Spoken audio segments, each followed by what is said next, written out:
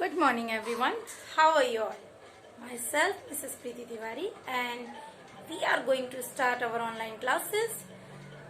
First, we are starting. I want to know how are you all. I think you are very healthy and fit at your home. So, our new chapter is from Geography Resources. Do you know we have many things in our surroundings, just like pen, pencil, chalk, duster, or fan, anything, many more.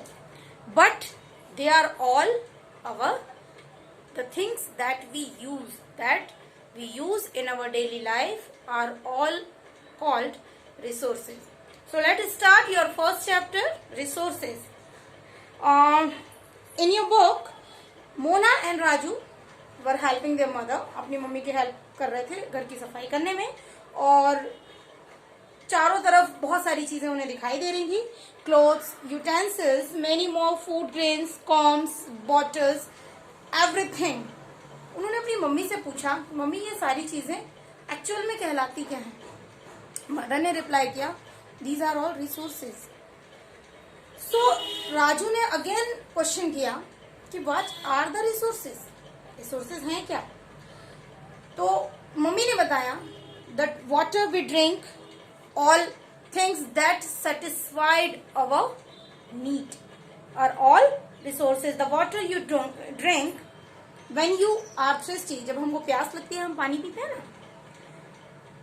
The electricity you use in our house, we use electricity. And rickshaw you use to get from school, school से आप लोग बस से आते हैं, कोई bicycle से आता है, सभी यूज है ना. ये सारी चीजें सभी के सभी, टेस्टी स्नैक्स, फूड्स, जो कुछ भी हम खाते हैं, ये सभी क्या है हमारे utensils, everything resources. So first let we know what are resources. Everything that satisfy humans need. एवरीथिंग जो हमारी जरूरतों को पूरा करती है, हमें संतुष्टि देती है कि हमें कौन कौन सी चीजें हमारी जरूरत की हैं, ये सारी चीजें कहलाती हैं resource. Water, electricity, rickshaw, vegetables, text book, even books, pen, pencil, everything, they are all used by you. सारी चीजें आप यूज करते हैं. They are all basic utility. So utility, usability is what makes an object or substance as a resource. उसकी उपयोगिता ही, किसी भी सामान को उसकी उपयोगिता ही हमारे लिए रिसोर्स बनाती है. अब आपके दिमाग में ये क्वेश्चन आएगा कि एवरीथिंग जो भी हमारे पास है वो रिसोर्स बनती कैसे है? मतलब कोई भी चीज जो हमारे यूज की है, हमें कैसे पता चला, हमने कैसे उसका उपयोग करना सीखा? एवरीथिंग. तो उनकी मम्मी ने उन्हें बताया कि हर एक चीज की, हर एक सामान की अपनी वैल्यू होती है, और वो वैल्यू उसे रिसोर्स बनाती है. मतलब जैसे कि हम बिना पानी के जी नहीं सकते, तो उसकी वैल्यू है ना वाटर की. इलेक्ट्रिसिटी के बिना नाउ अडेज वी कांट सर्वाइव. तो ये सारी चीजें उनकी यूटिलिटी के आधार पे वो हमारे लिए यूजफुल है.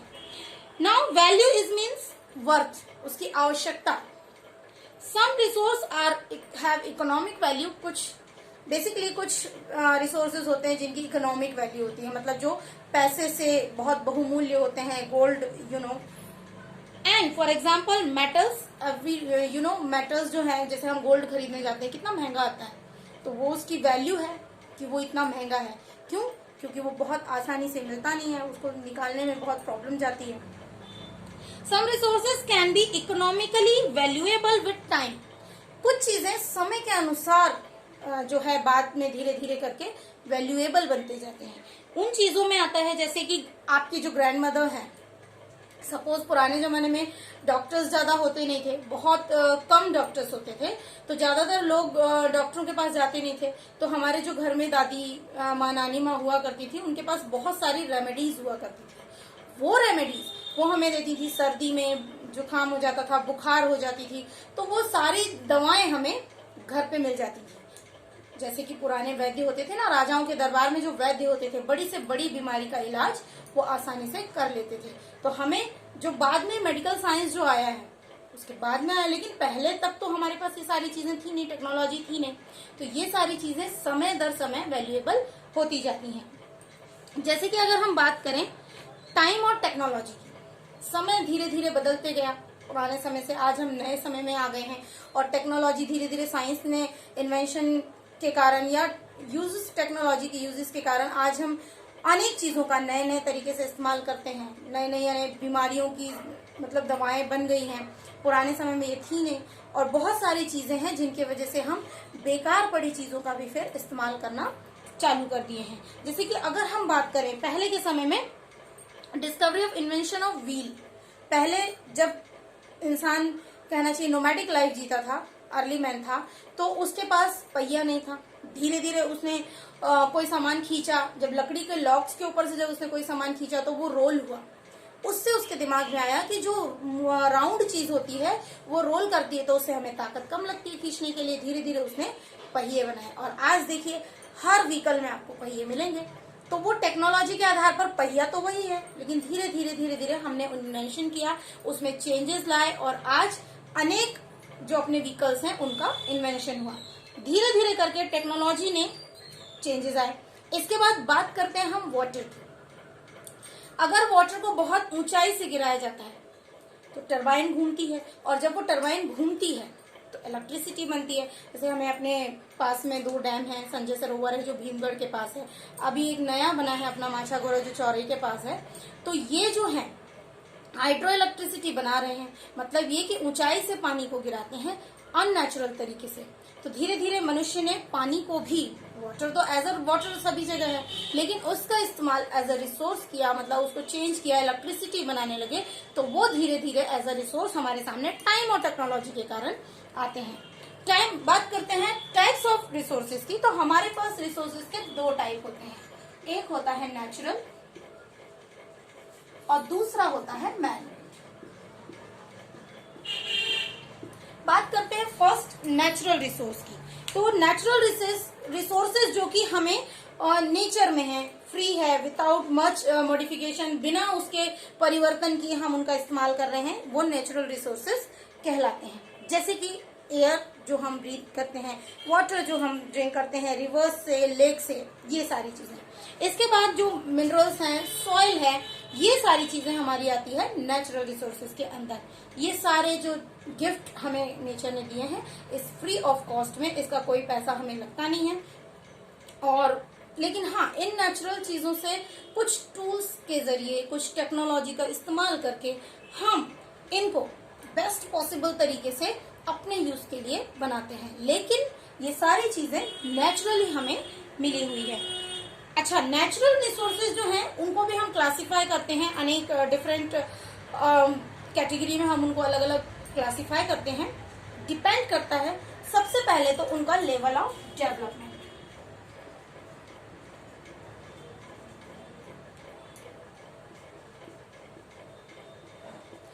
उनका लेवल क्या है डेवलपमेंट का, मतलब ये कि विकास के किस लेवल पर, किस स्तर पर वो अभी हैं। दूसरा आता है उसके ओरिजिन के आधार पर, मतलब उसकी उत्पत्ति कितनी है हमारे पास, बेसिकली वो कितना है। तीसरी बात करें स्टॉक की, स्टॉक जो है वो कितनी मात्रा में हमारे पास है, मतलब ये कि उसकी उत्पत्ति कैसे हुई, उसका डेवलपमेंट का लेवल क्या है, उसका स्टॉक हमारे पास कितना है, और उसका डिस्ट्रीब्यूशन कैसा है। बात करते हैं डिस्ट्रीब्यूशन की। सो थिंक डिस्ट्रीब्यूशन, मतलब अगर हम देखें तो हर जगह पेड़ पौधे नहीं हैं, वो भी अलग अलग हैं। कहीं रेत है, कहीं मिट्टी अच्छी है, कहीं पहाड़ी इलाके हैं, कहीं पर मैदान इलाके हैं। तो मतलब ये सारी चीजें भी अनइवन है ना। तो जो सारी चीजें हमारे पास एक सी डिस्ट्रीब्यूशन, तो उनका डिस्ट्रीब्यूशन किस जगह पर कैसा है, इनको इस आधार पर 2 भागों में बांटा गया है। एक तो है एक्चुअल, दूसरा है पोटेंशियल। बात करते हैं नेचुरल की। नेचुरल रिसोर्स मतलब ऐसे रिसोर्स जिनकी मात्रा हमको पता है, हमें पता है कि हमारे पास कोयले का कितना स्टॉक है, हमें पता है कि कितने साल तक जिस स्पीड से हम उनका इस्तेमाल कर रहे हैं वो आने वाले कितने सालों में हमारे पास रहेगा, कितने सालों बाद खत्म हो जाएगा। बात करते हैं पेट्रोल की। सेम पेट्रोल का भी भंडार एक्चुअली हमें पता है कि हमारे पास कितना है। और जैसे कि अगर हम बात करें प्रेजेंट में, तो रूरल रीजन जो है जर्मनी का जो रूरल रीजन है वहां पे कोल की बहुत ज्यादा डिपॉजिट हैं। पेट्रोलियम वेस्ट एशिया में है और डॉग सॉइल जो है डेक्कन प्लेट्यू जो अपने भारत में है वहां पर है, जो कि महाराष्ट्र में है। ये सारी चीजें एक्चुअल रिसोर्सेज हैं, मतलब नोन है, जिनका स्टॉक हमें नोन है, हमें उसकी जानकारी है कि वो कितना हमारे पास है। अब हम बात करते हैं नेचुरल रिसोर्स के दूसरे टाइप में, पोटेंशियल। जैसे हमें पता है, आप बच्चों को जब हम पढ़ाते हैं हमें पता होता है कि कौन सा बच्चा कितने अच्छे तरीके से इस क्वेश्चन को सॉल्व कर सकता है, उसके अंदर पोटेंशियल है, क्षमता है उस कार्य को करने की, लेकिन वो करता नहीं है। Same potential stock natural stock में मीन्स होता है कि जिसका भंडार अभी तो हमें पता नहीं है कि उसके अंदर क्या खूबी है। हर बच्चे के अंदर खूबी होती है, जब वो नर्सरी क्लास में आता है, KG1 में आता है, तो उतने अच्छे से हमें तो पता नहीं होता है कि उस बच्चे के अंदर क्या खूबी है। धीरे धीरे टाइम टू टाइम उसकी खूबियां हमारे सामने निकल कर आती हैं। सेम ऐसे ही क्वांटिटी हमें नहीं पता है, लेकिन आगे चल के जिनका हम प्रेजेंट में उपयोग नहीं कर रहे हैं, लेकिन हो सकता है आगे जाके हम उनका इस्तेमाल फ्यूचर में करेंगे। टेक्नोलॉजी का लेवल जो होगा प्रेजेंट में, हो सकता है हमारे पास जो टेक्नोलॉजी है, लोगों का मानना है कि भारत में बहुत क्षमता है, बहुत भंडार है, लेकिन हमारे पास टेक्नोलॉजी नहीं है। हम विदेशों के ऊपर निर्भर हैं टेक्नोलॉजी के लिए, और जब उस टेक्नोलॉजी के लिए हम विदेशों के ऊपर निर्भर हैं, तो हमारे पास जब लेवल नहीं है टेक्नोलॉजी का उतना अच्छा, तो हम कैसे कह सकते हैं कि हमारे पास ये सारी चीजें हैं। तो मतलब ये कि वह चीजें जिनका भंडार तो है लेकिन वो हमें पता नहीं है, मतलब हमारे पास कितना है इसकी जानकारी हमें अभी है नहीं, लेकिन धीरे धीरे level of technology, potential resources हमारे सामने निकल कर आते जाएंगे। 100 ऑफ ईयर्स एगो, आप ही बताइए, आज से कई सौ साल पहले धीरे धीरे तो एक एक चीजों का इन्वेंशन हुआ। इलेक्ट्रिसिटी नहीं थी, कुछ 50-100 साल पहले, 100-150 साल पहले इलेक्ट्रिसिटी नहीं थी, धीरे धीरे उसका इन्वेंशन हुआ है कि नहीं। तो ऐसे ही अब जब इन्वेंशन हुआ, हम बहुत सारी चीजों, आज हम बिना इलेक्ट्रिसिटी के नहीं रहते। सेम वैसे ही टेक्नोलॉजी धीरे धीरे बढ़ते जा रही है और उन चीजों को हम सीखते जा रहे हैं और वो हमारे सामने आते जा रही है। हम बात करते हैं based on their origin. Origin के आधार पे रिसोर्सेज दो टाइप के होते हैं। अगर हम बात करते हैं ओरिजिन के आधार पे, ये बेसिकली ओरिजिन के आधार पे अगर हम बात करें तो दो टाइप के होते हैं, बायोटिक और abiotic. Everyone know bio, what is the meaning of bio, मतलब जीवन। Abiotic resources non living thing, related to living thing, related to non-living things. Soil, rocks, minerals are abiotic resources, but plants and animals are biotic. Plants में जान होती है ना, plants and animals, ये भी तो हमारे लिए resources हैं। और हम बात करें तो soil, mineral, etc. ये है abiotic, related to living thing, related to non living things. Renewable resources which get, अब हम बात करते हैं ये दो, प्लांट्स एंड एनिमल, ये दोनों चीजें नेचुरल में ही आते हैं, लेकिन हम इसको अलग अलग भाग में पढ़ सकते हैं। अब इनके बाद आता है नेचुरल में तीसरी कैटेगरी आती है रिन्यूएबल एंड नॉन रिन्यूएबल। बात करते हैं रिन्यूएबल।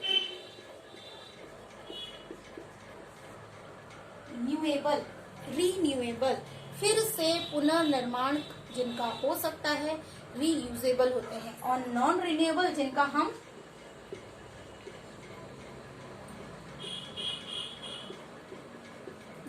एक बार इस्तेमाल किए खत्म। और रिन्यूएबल मतलब बार बार हम उनका इस्तेमाल कर सकते हैं। अब थिंक अबाउट इट, ऐसी कौन सी चीजें हैं जो कि समाप्त नहीं होती, हम उनका कितना भी इस्तेमाल करें। सोलर एनर्जी, जाता है, सुबह आता है ना विंड एनर्जी, हवा तो रोज ही चलती है। हाइड्रो इलेक्ट्रिसिटी, वाटर, इनका हम क्या कर सकते हैं, फिर से नव निर्माण, पुनर्निर्माण, यानी ये कभी समाप्त नहीं होते। हम इनको अलग अलग कैटेगराइज कर सकते हैं, पूरे वर्ल्ड में इनका इस्तेमाल अभी हो रहा है। हम बात करते हैं नॉन रिन्यूएबल, ये तो रिन्यूएबल है जिनका जो रिन्यू होते जाते हैं, जो कभी समाप्त नहीं होते हैं। Non renewable, think about it, जो चीजें एक बार इस्तेमाल करें और वो समाप्त हो जाए। होगी कोई ऐसी चीजें? बिल्कुल होंगी। हम बात करते हैं पेट्रोल की। पेट्रोलियम, कार चलती है, इतने सारे अपनी गाड़ियां चलती हैं, पेट्रोल जमीन से निकलता है, लेकिन करोड़ों सालों में बनने के बाद हम इनका जब बहुत ज्यादा इस्तेमाल करते हैं तो ये एक बार इस्तेमाल करने में, जब करोड़ों सालों में इसका निर्माण हुआ है तो क्या ये खत्म नहीं होगा? कोल, मिनरल्स जो हम एक्सट्रैक्ट कर रहे हैं, है ना, जितने भी मिनरल्स हैं, कोल है ना, सोना है, ये सारी चीजें जो हम जमीन से आयरन है निकाल रहे हैं, जब बनने में इनको हजारों करोड़ों साल लग रहे हैं और हम इनको एक बार में निकालते जा रहे हैं, तो क्या ये खत्म नहीं होंगे? बिल्कुल होंगे। इसीलिए आते हैं नॉन रिन्यूएबल में।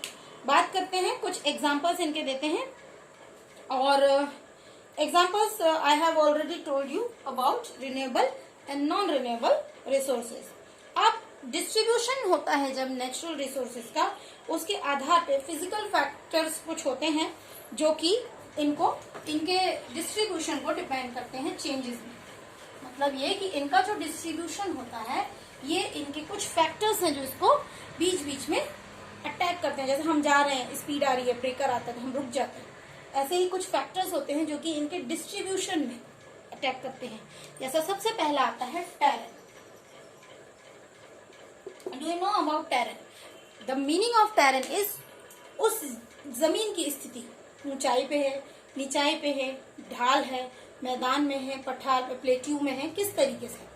The meaning of terrain, terrain means the land which is not uneven. बात करते हैं क्लाइमेट।